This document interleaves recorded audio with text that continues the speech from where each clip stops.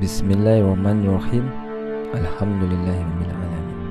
Assalamualaikum warahmatullahi wabarakatuh. Rahayu, Rahayu, Sagung Dumadi. Allah, kembali kepada Allah. Dalam dihan rimsian, tinggal dihan rimsian. Sangkan para Dumadi. Dataran tinggi Bandung merupakan bekas danau purba yang sangat luas. Danau ini kerap disebut Situ Hyang yang terbentuk akibat letusan Gunung Sunda Purba sekitar 125.000 tahun yang lalu. Antara letusannya menutupi cekungan Bandung yang mengandung aliran air Sungai Citarum dan jadilah danau. Dataran tinggi Bandung disebut Parahyangan dan Timur. Situ Hyang, daerahnya ini disebut Tatar Ukur dan pusat pemerintahannya berada di Dayakolot. Mungkin bagi orang yang tinggal di Bandung sering dengan nama Jalan di Pati Ukur. Dia itu adalah pemimpinnya dari Tatar Ukur, Adipati Ukur. Sri Baduga Maharaja Jayadewata atau Prabu Pamanarasa adalah cucu dari Prabu Niskala Wastukencana dan anak dari Prabu Dewa Niskala dan permaisurinya Nyimas Kentriman Sunan Gunung Jati.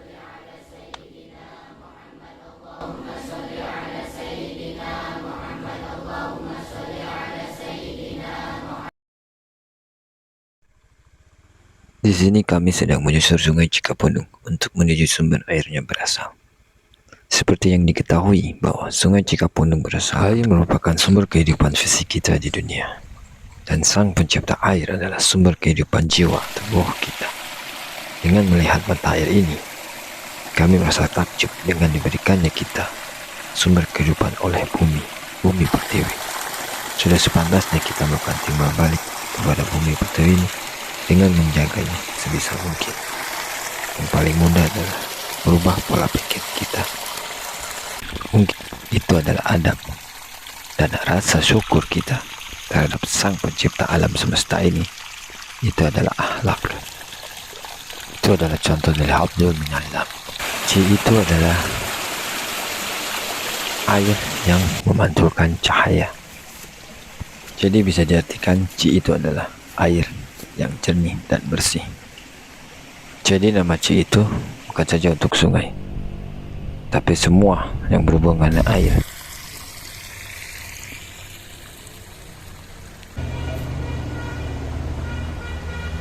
Di dunia. Padahal sungai ini punya nilai historis yang sangat besar bagi kebudayaan kita, khususnya di Jawa.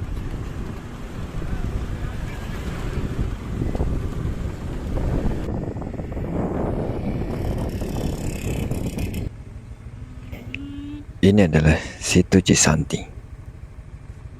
Di sini tempat bagi mata air yang menjadi hulu dari Sungai Citarum.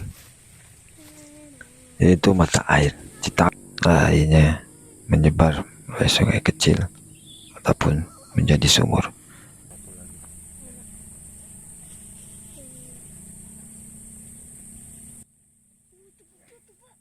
Rubah pola pikir dan jagalah sungai dan sumber air yang lainnya, termasuk mata air.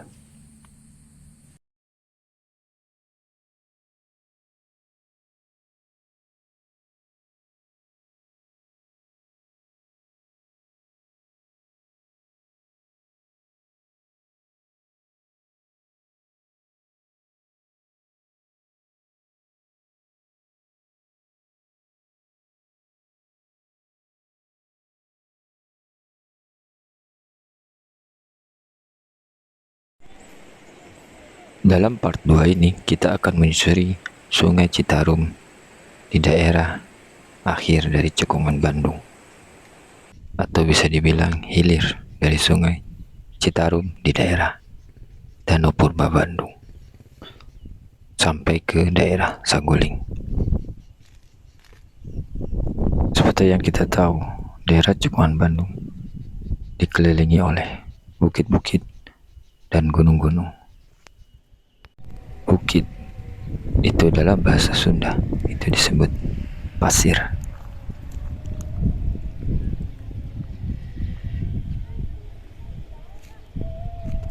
Utara dari cekungan Bandung ditandai dengan Gunung Tangkuban Perahu, dan selatan dari Cekungan Bandung ditandai dengan Gunung Malabar. Dan di sini terlihat bahwa Gunung Tangkuban Perahu dan Gunung Malabar itu sejajar, punya satu garis lurus.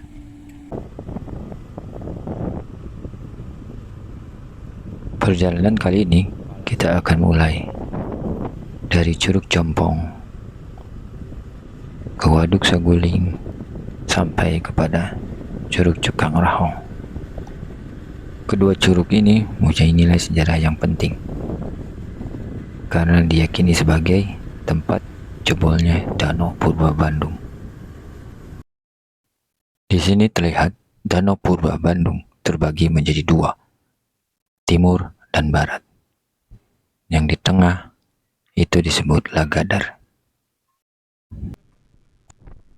Di daerah Lagadar inilah Curug Jompong berada, tempat jebolnya Danau Purba Bandung bagian timur. Ini adalah Sungai Citarum sebelum ke Curug Jompong. Curug dalam bahasa Indonesia adalah air terjun. Curug Jompong ini berada di daerah Margasni,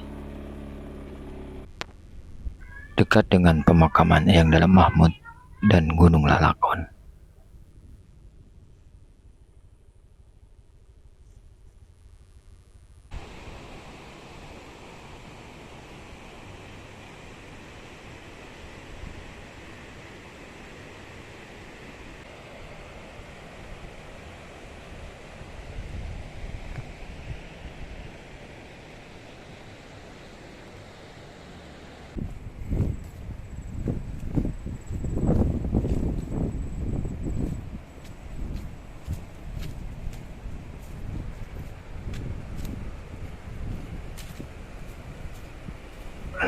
Dan ini adalah Curug Jompong dengan ciri khasnya, batu-batunya berwarna merah.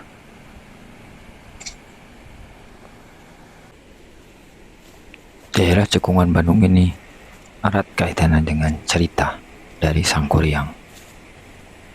Sangkuriang dikisahkan membendung Sungai Citarum untuk membuat telaga dan juga membuat perahu untuk berlayar di telaganya tersebut.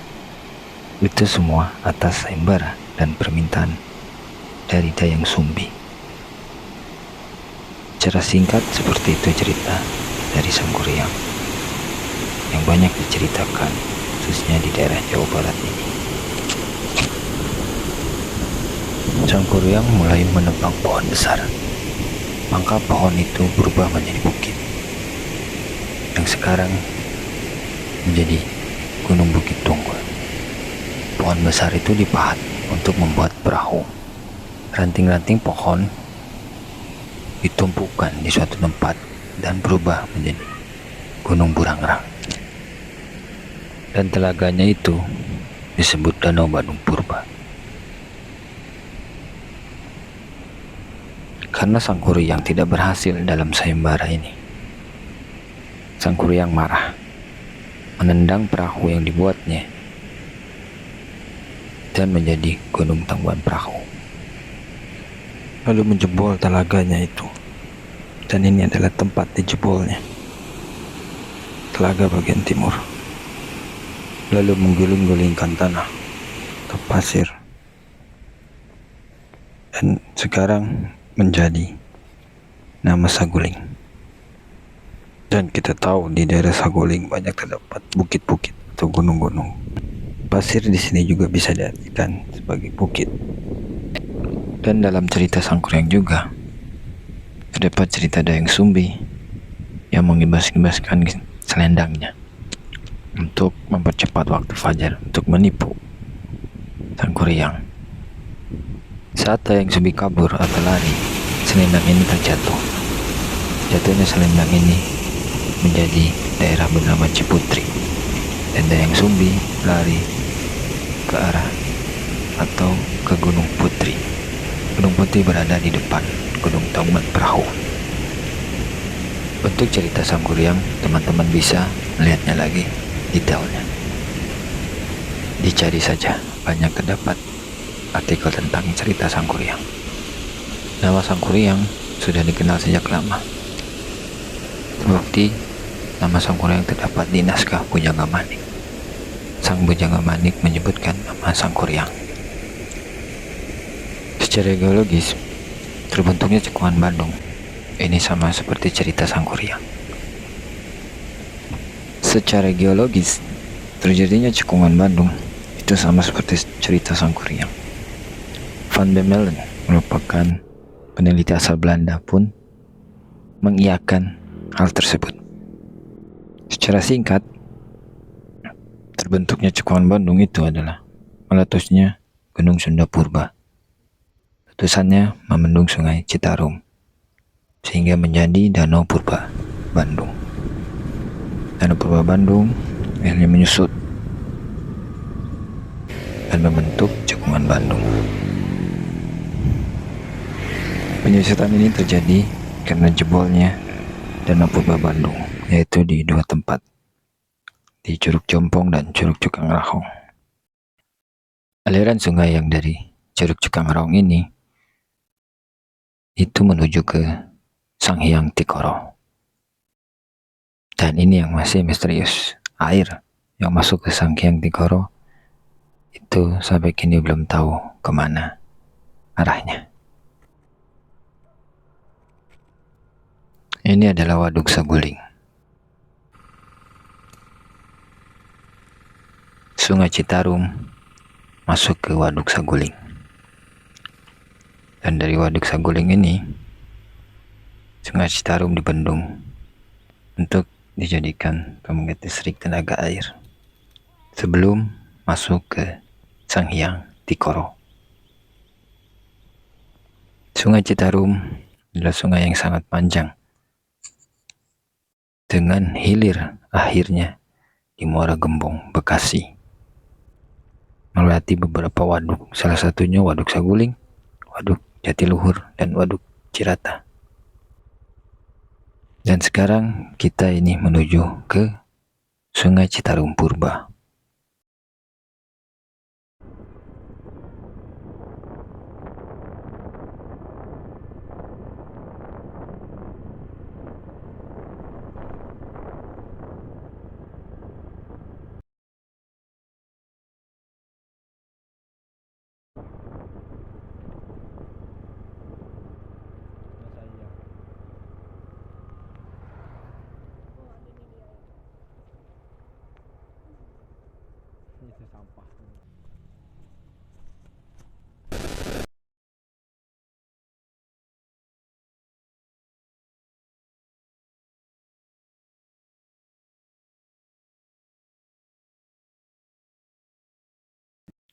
Ini adalah titik awal Sungai Citarum Purba hari ini atau sekarang. Bisa kalian lihat, teman-teman lihat, di depan ini adalah bendungan dari Waduk Saguling. Dahulu aliran Sungai Citarum melewati daerah sini. Kita menuju ke Curug Cukang Rahong. Di Curug Cukang Rahong ini banyak terdapat mata air dan dikeramatkan juga. Salah satunya mata air Cikahuripan yang keluar dari batu.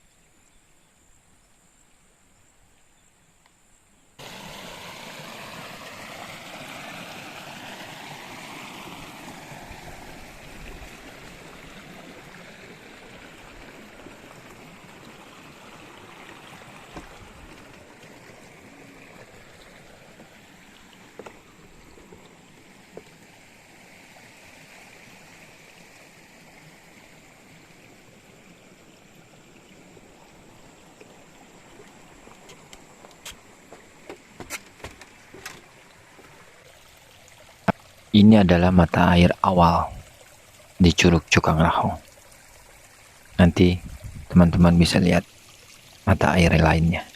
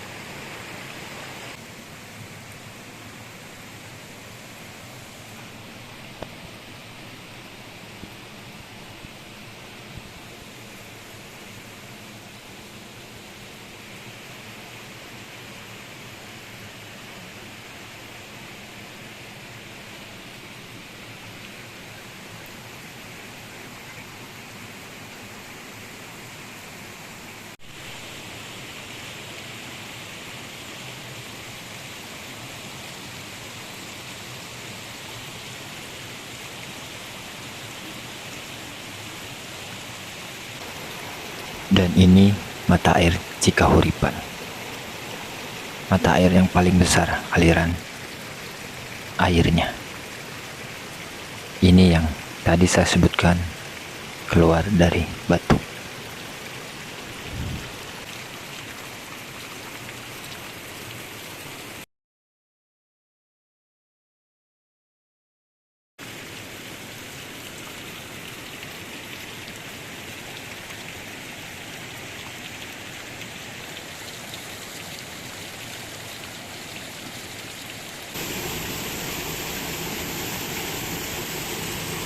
Dan ini Curug Cukang Raho. Curug Cukang Raho adalah tempat jebolnya Danau Bandung Purba Barat.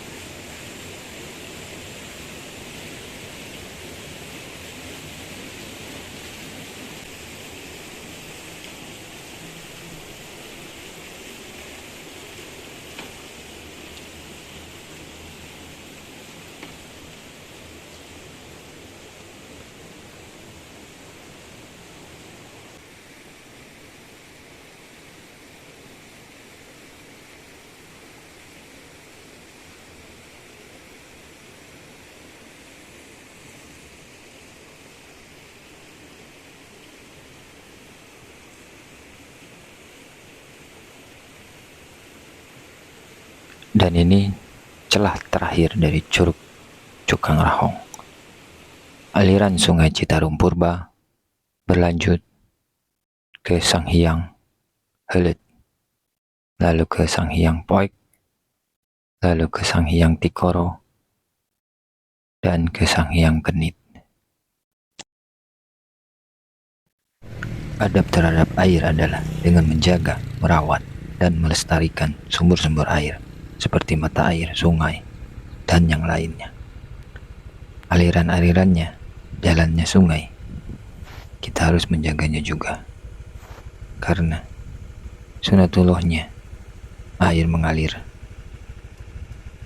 dan akan selalu mencari jalan untuk mengalir, untuk memberikan kehidupan di sepanjang perjalanannya menuju laut. Sumber-sumber air adalah sumber kehidupan. Cika uripan.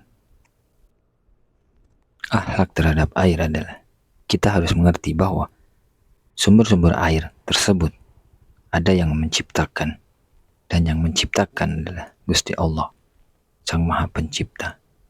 Dengan pemikiran ini, sudah sepatutnya kita bersyukur atas diciptakannya air untuk menyokong kehidupan kita di dunia ini.